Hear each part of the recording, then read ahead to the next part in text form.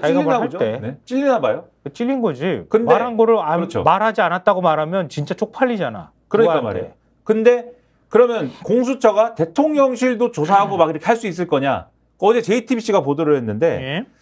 어려울 것 같아요, 제 생각에. 왜냐하면 JTBC 보도한 걸 보면은 단독 이래가지고 대통령 소환조사동의 여당력으로 뺀 문장 이렇게 돼 있지 않습니까? 예? 아까 오동훈 공수처장을 대통령이 임명했다고 했지 않습니까? 그러면 그 전에 인사청문 보고서가 국회에서 통과가 됐을 거잖아요. 그렇죠. 뭐 통과가 안 됐어도 했겠지만 통과가 됐거든요.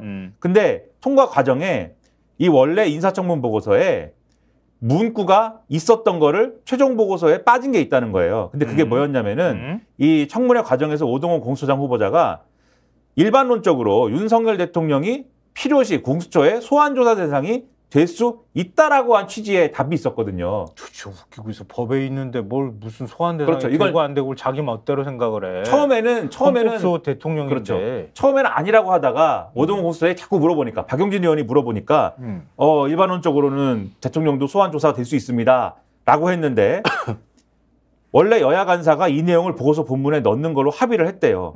근데 최종 채택된 보고서에는 이게 각주 형식으로 들어갔는데 민주당 법사위 관계자의 주장에 따르면 국민의힘 측이 돌연 해당 부분의 삭제를 요구해 왔다.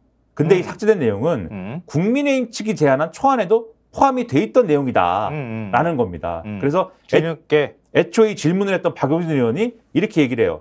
당일 아침에 특정 문구를 빼자고 하는 거는 외부 압력이 작용한 거 아니겠느냐. 그렇지. 신임 공수처장이 윤석열 대통령을 소환할 수 있다고 답한 것은 대통령실 입장에서는 껄끄러울 거다. 그러니까 대통령실이 뭔가 나선 거 아니겠어라는 뉘앙스로 답을 했는데 유상범 의원, 국민의힘 쪽에 아니다. 동료 의원들이 강한 문제 제기를 해서 재논의를 한 것이고 결국 합의가 된 사안에 대해서 과정을 밝히는 거는 부적절하다. 이렇게 답을 했다는데 동료 의원들은 그런 강한 문제 제기 왜 했습니까? 누가 시켜서 했습니까? 그러니까 이게 왜 이렇게 그럼 왜 대해서. 애초에 거기다가 문구를 넣냐고. 그렇죠. 국민의힘이. 동료 의원들은 뺐어야지. 그렇죠. 동료 의원들은 왜 넣습니까? 그럼 그거를. 그래. 말도 안 되는 거고. 이게 헌법소 책임을 헌법소 대통령이 있는 나라에서 있을 법한 일이야. 대통령도 수사 대상이면 수사할 수 있는 게 헌법소를 하는 거지. 이 기사를 보고 어떤 느낌이 드냐면 벌써부터 임명되기 전부터 인사청문 보고서에 대해서 이렇게 개입을 하면 그러니까 말이에요. 수사에 대해서 개입하지 말라는 보장이 있느냐 의문이고 그다음에 한겨레 구면 보여주세요. 이게 검찰이 수사하는 거에 지금 핵심적인 초미의 관심사는 김건희 수사인데. 네, 디올백. 그거 그 책 주었다는 사람. 그렇죠. 김건희 받은 책 주은 주민조사. 권모 변호사가 저렇게 얼굴을 딱 드러내고 내가 주은 책은 이거예요. 그러면서 사진 딱 그렇게 찍은 거 실었어요. 그렇죠. 그래서 이제 조사를 받았는데 이 조사의 의미에 대해서 한겨레가 해설을 해놓은 거예요. 그래서 이게 어떤 의미냐. 그러니까 최재형 목사가 가방 이전에 책과 전통주도 선물했다라고 했는데 이 권 변호사가 그 책을 발견한 거 아닙니까? 쓰레기장에서. 그런데 이 서적이 최 목사가 선물한 책이 맞다는 게 확인이 되면 윤석열 대통령 부부가 명품 가방만 대통령 기록물로 선택적 보관했다는 얘기가 되고 왜냐하면 대통령실이 이 가방은 대통령 기록물로서 그것도 말이 안 되는데 사실 대통령 기록물로서 보관하고 있다고 얘기했잖아요. 그럼 왜 가방만 보관하고 책은 버렸느냐? 아니 책보다 더 비싼 양주 있잖아 40만 원대. 그거는 어디 갔어? 모르죠. 네. 그것도 보관하고 있다고 얘기해야지. 시원하게 이렇게. 그러니까 누가 마셨어 그거? 모르죠. 네 모르지만 그런데 아무튼 이런 거냐. 그런데 이 선물 중에는 김영삼 전두환 전 대통령 회고록 등도 있는 거 아니겠습니까? 맞아요. 그렇기 때문에 대통령실의 그간 주장이 설득력을 잃을 수 있다라는 얘기를 하면서 이 기사에서 뭐라고 하냐면 이 해명 당시에도 명품 가방은 대통령 직무 수행과 관련이 없고 국가적 보존 가치가 있다고 하기도 어려워 대통령 기록물법에 따른 대통령 선물이라고 주장하는 것은 무리한 주장이라는 비판이 나왔다라고 되어 있는데 이 기사에 인용된 코멘트가 있어요. 장동엽, 그거 제가 말씀드릴게요. 장동엽 참여연대 행정감시센터 선임 간사가 이렇게 얘기했답니다. 아크로비스타에 버렸다는 책들, 특히 전직 대통령의 회고록이야말로 진짜 대통령 선물에 가깝다는 점에 비춰보면 디올 가방을 대통령 선물로 보관하는 기준이나 근거에 대해 대통령실이 다시 한번 명확하게 설명을 해야 할 필요가 생긴다. 설명해. 그러니까 이 책이 어떻게 됐느냐에 따라서 디올백을 보관했다라는 대통령실의 주장에 의문이 실릴 수 있고. 왜 기올백만 보관해? 그렇죠. 직접 대통령 그것도 한정본이라며. 그렇죠. 그 보관을 안 했다면 사인까지 해가지고 준 거. 보관을 안 했다면 그 백은 근거는 뭐야? 사용했습니까?